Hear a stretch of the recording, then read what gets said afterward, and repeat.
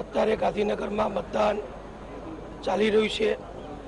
અમારા ભારતીય જનતા પક્ષના સર્વ ધારાસભ્યશ્રીઓ, અમને જેમણે ટેકો આપ્યો છે એવા તમામ ધારાસભ્યશ્રીઓ સંપૂર્ણપણે અહીંયા ઉપસ્થિત છે।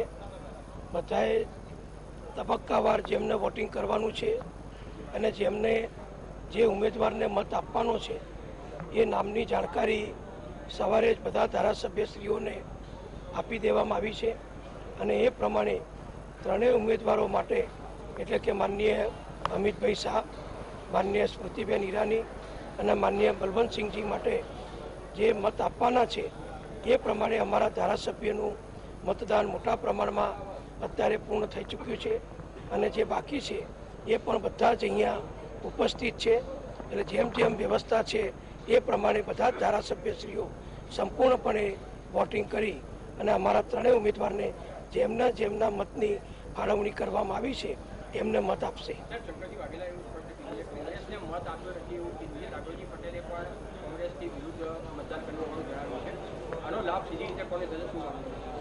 એનો સીધો લાભ તો અમારા ઉમેદવારોનો જ થાય અને કોંગ્રેસ ના સમજી શકી કે ના સમજ્યા એ પણ એમના માટે વિચારવા જેવું છે।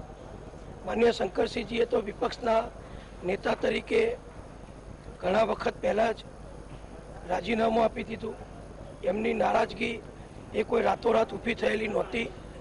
કોંગ્રેસની દિલ્હીની મોવડી મંડળની નેતાગીરી અને ગુજરાતની કોંગ્રેસની પ્રદેશની નેતાગીરી એ શંકરસિંહજી જેવા વરિષ્ઠ અને જે સિનિયરમાં સિનિયર છે કોંગ્રેસમાં એવા નેતાની સતત અવગણના કરતા હતા।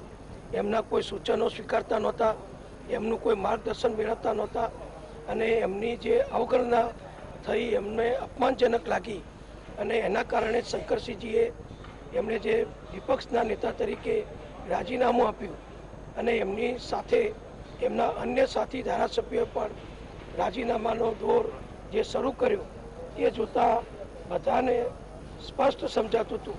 રાજકારણમાં રસ હોય ને અભ્યાસ હોય એવા દરેક નાગરિક સમજી શકતા હતા કે હવે કોંગ્રેસને આ લોકો મતદાન નહીં કરે કારણ કે કોંગ્રેસે એમની અવગણનાને એમનું સ્વમાન ભંગ કર્યા સિવાય પાછલા દિવસોમાં ઘણા સમયથી કશું જ કર્યું નથી।